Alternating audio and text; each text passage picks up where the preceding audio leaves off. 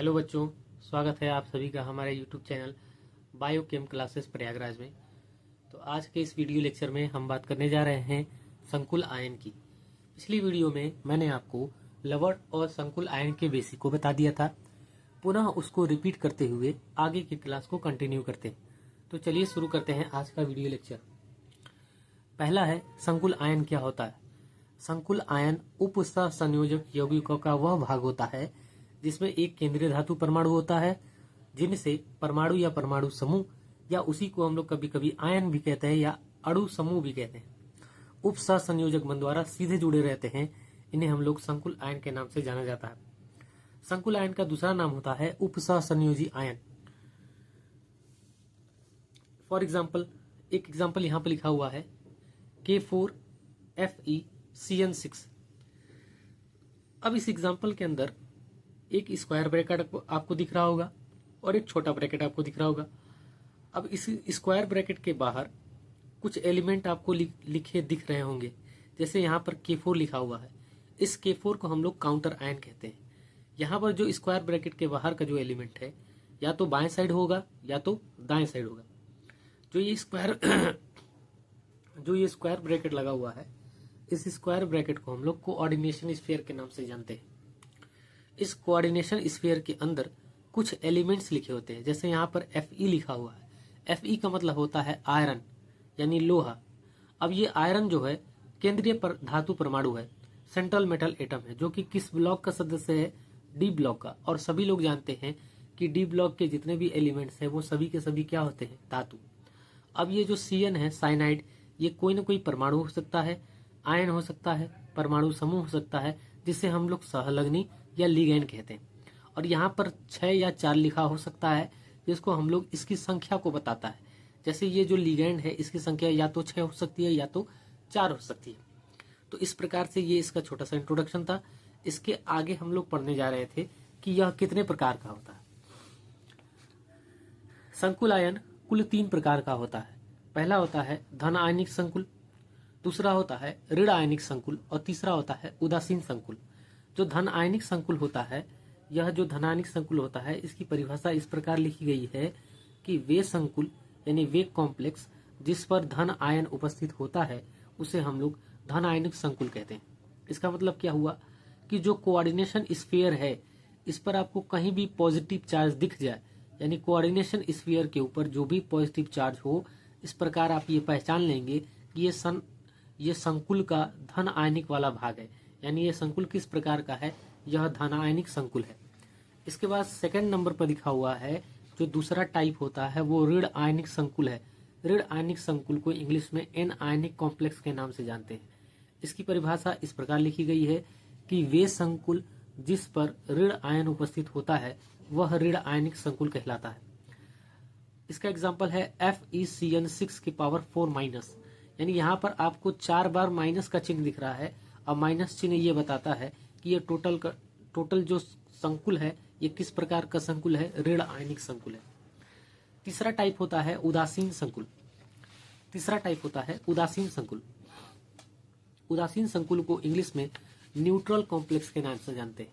वे संकुल जिस पर कोई आवेश नहीं रहता वह उदासीन संकुल कहलाता है।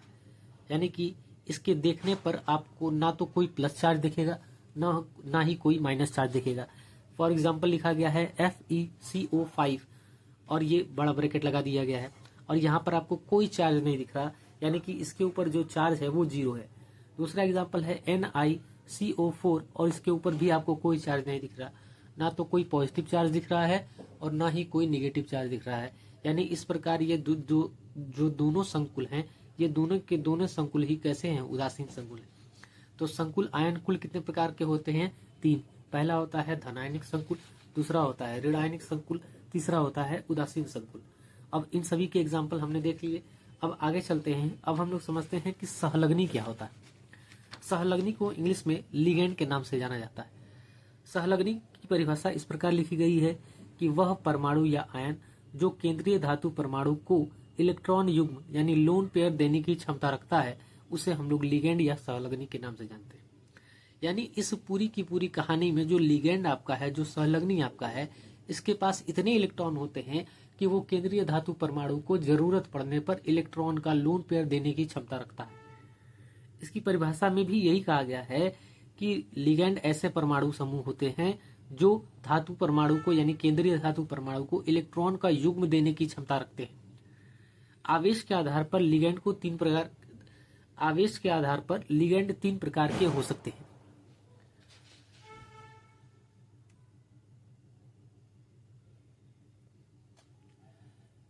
पहला प्रकार है धन आयनिक लिगैंड यानी कैट आयनिक लिगैंड। धन आयनिक लिगैंड क्या होता है कि ये इस प्रकार के लिगैंड होते हैं, ये ऐसे लिगैंड होते हैं जिनके ऊपर धन आवेश उपस्थित होता है। जैसे यहाँ पर NH4+, ये ऐसे लिगैंड है, इसके ऊपर आपको प्लस चार्ज दिख रहा है और प्लस चार्ज किसको इंगित करता है? धन आयन को। यानी ये जो लिगैंड आपका बनेगा वो धन आयनिक लिगैंड है। इसका नाम हम लोग अमोनियम आयन पढ़ते हैं। दूसरा एग्जाम्पल है NO+ चार्ज, इसको हम लोग नाइट्रोसोनियम आयन के नाम से जानते हैं और यह भी एक धन आयनिक लिगैंड है क्योंकि इसके ऊपर जो चार्ज यानी जो प्लस दिख रहा है वो आपको धन आयन दिख रहा है। तीसरा एग्जाम्पल है आपका NO2+ यानी नाइट्रोनियम आयन, और नाइट्रोनियम आयन के ऊपर भी आपको प्लस चार्ज दिखाई दे रहा है। इस प्रकार धन आयनिक लिगैंड के कुल 3 एग्जाम्पल दिखे आपको। पहला है NH4+, दूसरा है NO+, तीसरा है NO2+। Ammonium ion, nitrosonium ion, nitronium ion, ये तीनों के तीनों धन आयनिक लिगैंड के उदाहरण हैं। लिगैंड का जो अगला प्रकार होता है वो होता है आपका ऋण आयनिक लिगैंड। ऋण आयनिक लिगैंड यानी एनायनिक लिगैंड, ये क्या होता है? ये ऐसे लिगैंड होते हैं जिसके ऊपर जो आवेश होता है वो ऋण आयनिक होता है, यानी ऋण आवेशित रूप से ये उपस्थित होता है। फॉर एग्जाम्पल Cn-, इसको हम लोग साइनो या साइनाइड आयन के नाम से जानते हैं, या इसी को कभी कभी साइनाइडो भी कह दिया जाता है। NO2-, इसको हम लोग नाइट्रो आयन के नाम से जानते हैं। तो जब भी आपका लिगैंड के ऊपर नेगेटिव चार्ज दिख जाएगा उसको हम लोग ऋण आयनिक लिगैंड के नाम से जानेंगे। जैसे Cl- क्लोरो या क्लोराइडो, Br- ब्रोमो या ब्रोमाइडो, I- आयोडो या आयोडाइडो। इस प्रकार से जितने भी ऋण आयनिक लिगैंड हैं उसके ऊपर आपको माइनस चार्ज देखने को मिलेगा। तीसरा प्रकार है उदासीन लिगैंड। उदासीन लिगैंड को हम लोग न्यूट्रल लिगैंड के नाम से जानते हैं। न्यूट्रल लिगैंड की परिभाषा इस प्रकार लिखी गई है कि वे लिगैंड जिस पर कोई आवेश उपस्थित नहीं रहता, इस प्रकार के लिगैंड को हम लोग उदासीन लिगैंड के नाम से जानते हैं। फॉर एग्जाम्पल H2O के ऊपर आपको 2 लोन पेयर दिख रहा है लेकिन चार्ज कुछ नहीं दिख रहा है, कोई चार्ज आपको इसके ऊपर नहीं दिखेगा। H2O को हम लोग वाटर कहते हैं, लेकिन इस चैप्टर के अंतर्गत H2O को हम लोग एक्वा के नाम से जानेंगे। NH3 को हम लोग अमोनिया कहते हैं, लेकिन इस चैप्टर के अंतर्गत इमीन इसे पढ़ा जाएगा। CO यानी कार्बन मोनोऑक्साइड, और इसको हम लोग कार्बोनिल पढ़ेंगे इस चैप्टर के अंतर्गत। यानी 3 एग्जाम्पल आपको यहाँ पर लिखे गए हैं। पहला है आपका एक्वा, दूसरा है एमीन, तीसरा है कार्बोनिल। ठीक, तो इस प्रकार आवेश के आधार पर लिगैंड 3 प्रकार के मिले हमको। पहला है धन आयनिक लिगैंड, दूसरा ऋण आयनिक लिगैंड, तीसरा उदासीन लिगैंड। यानी लिगैंड ऐसे परमाणु या परमाणु समूह होते हैं जिनके पास extra lone pair of electron उपस्थित होता है जो कि केंद्रीय धातु परमाणु को देने के लिए स्वतंत्र होता है। ठीक है, आगे बात करते हैं हम लोग दाता परमाणु की संख्या के आधार पर लिगैंड कितने प्रकार का हो सकता है। तो दाता परमाणु की संख्या के आधार पर लिगैंड निम्नलिखित प्रकार के हो सकते हैं। पहला होता है एक दंती या एक दंतुर लिगैंड, इसको इंग्लिश में मोनोडेंटेड लिगैंड के नाम से जानते हैं। इसकी परिभाषा क्या लिखी गई है? वे लिगैंड जिसके पास केवल एक दाता परमाणु होता है, अर्थात जो केवल एक इलेक्ट्रॉन युग्म 1 लोन पेयर देने की यानी केंद्रीय धातु परमाणु को देने की क्षमता रखता है, इस प्रकार के लिगैंड को हम लोग एक दंती या एक दंतुर लिगैंड के नाम से जानते हैं।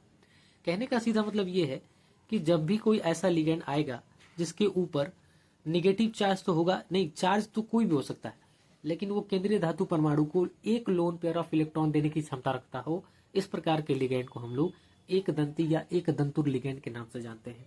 जैसे F-, ये एक बार इलेक्ट्रॉन का जोड़ा देने के लिए स्वतंत्र है। दूसरा है Cl-, तीसरा है Br-, चौथा है I-, NH3, H2O, OH-, NH4+।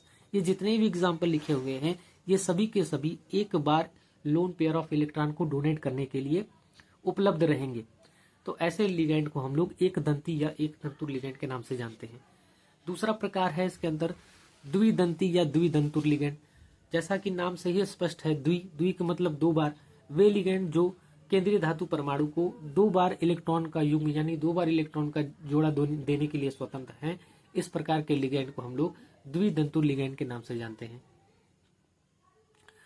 For example EN का फुल फॉर्म होता है एथिलीन डाई एमीन। इसका स्ट्रक्चर होता है NH2 CH2 CH2 NH2। यहाँ पर आपको NH2 दो बार देखने को मिलेगा, यानी एक ही परमाणु के अंदर दो जगहों से हम इलेक्ट्रॉन का जोड़ा देने के लिए स्वतंत्र हैं। तो इस प्रकार के यौगिकों को हम लोग द्विदंतुर या द्विदंती लिगेंड के नाम से जानते हैं। एथिलीन डाई एमीन को शॉर्ट में EN भी लिख दिया जाता है। फॉर एग्जाम्पल यहाँ देखिए, M का मतलब मेटल, N+ का मतलब इसको N+ इलेक्ट्रॉनों की कमी है, और यहाँ पर NH2 CH2 CH2 NH2। तो यहाँ से और यहाँ से एक बार जोड़ा, यहाँ से एक बार जोड़ा, यानी एक जोड़ा इधर से एक जोड़ा इधर से, टोटल दो जोड़े इस मेटल को ये लिगेंड देने के लिए स्वतंत्र है। तो इस प्रकार के यौगिकों को हम लोग टोटल दो जोड़े इस मेटल को देने के लिए ये लिगेंड स्वतंत्र है, इस प्रकार के यौगिकों को हम लोग द्विदंती या द्विदंतुर लिगेंड के नाम से जानते हैं।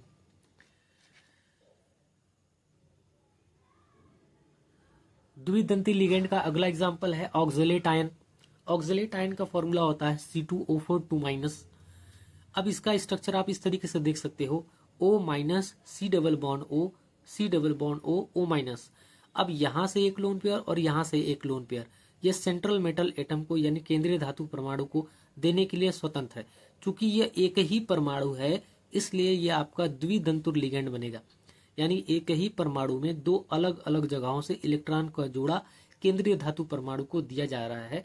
तो इस प्रकार के यौगिकों को हम लोग द्विदंतुर लिगेंड के नाम से जानते हैं। तो द्विदंतुर लिगेंड के कितने एग्जाम्पल बने? दो। एक है EN जिसको एथिलीन डाई एमीन के नाम से जाना जाता है, और दूसरा है ऑक्सलेट आयन। अगला प्रकार है बहुदंती लिगेंड। बहुदंती लिगेंड को पॉलीडेंटेट लिगेंड के नाम से जाना जाता है। वे लिगेंड जिनके पास दो या दो से अधिक धातु परमाणु होता है, अर्थात जो दो या दो से अधिक इलेक्ट्रॉन युग्म अलग अलग स्थानों से केंद्रीय धातु परमाणु को देने के लिए स्वतंत्र होते हैं या दे सकते हैं, बहुदंती लिगेंड अथवा बहुदंतुर लिगेंड के नाम से जाना जाता है। For example EDTA। बहुदंती लिगेंड सीधा सीधा कहता है कि हमारे पास दो या दो से ज्यादा लोन पेयर ऑफ इलेक्ट्रॉन उपस्थित है जो कि हम केंद्रीय धातु परमाणु को देने के लिए स्वतंत्र हैं। तो इस प्रकार के यौगिकों को या इस प्रकार के आयनों को या इस प्रकार के समूह को हम लोग बहुदंती लिगेंड के नाम से जानते हैं। फॉर एग्जाम्पल हम लोग समझते हैं EDTA। EDTA का फुल फॉर्म होता है ethylene diamine tetra acetate. फिर से पढ़िए EDTA, ethylene diamine tetra acetate. और EDTA का जो स्ट्रक्चर होता है कुछ इस प्रकार से दिखता है, जैसे NCH2 CH2 N। अब इससे CH2 C11O यानी एसीटेट आयन यहाँ जुड़ गया। कितनी बार? 4 बार। 4 को हम लोग टेट्रा के नाम से जानते हैं, इसलिए इसके नाम में टेट्रा एसीटेट जुड़ता है। तो एसीटेट आयन इसके अंदर 4 बार लगता है, तो इसलिए इसको हम लोग एथिलीन डाईएमीन टेट्रा एसीटेट के नाम से जानते हैं। इसे EDTA-4 से भी व्यक्त करते हैं। EDTA के पास टोटल 6 लिगेंड उपस्थित होता है जो कि केंद्रीय धातु परमाणु को इलेक्ट्रॉन युग्म देने की क्षमता रखता है। तो यहां तक बात समझ में आई। फिर से एक बार रिपीट करते हैं।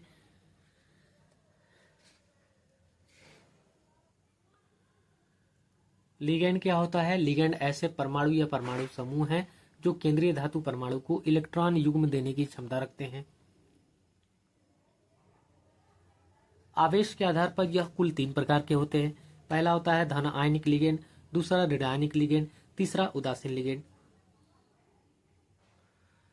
ठीक इसी प्रकार दाता परमाणुओं की संख्या के आधार पर भी लिगेंड कई प्रकार के हो सकते हैं, जिसमें पहला होता है एक दंती या एक दंतुर लिगेंड, दूसरा होता है द्विदंती या द्विदंतुर लिगेंड, तीसरा होता है बहुदंती लिगेंड, यानी जब 2 से ज्यादा लिगेंड अपने अंदर से लोन पेयर ऑफ इलेक्ट्रॉन को देने लगते हैं तो इसको हम लोग बहुदंती लिगेंड के नाम से जानते हैं।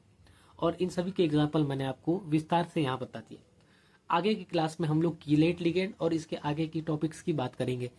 तब तक के लिए आप लोग हमारे वीडियो को देखते रहिए, चैनल को सब्सक्राइब कर दीजिए और अपनी पढ़ाई को निरंतर करते रहिए, क्योंकि अब आपके एग्जाम में ज़्यादा समय नहीं बचा हुआ है। तो मिलते हैं नेक्स्ट वीडियो में, तब तक के लिए धन्यवाद।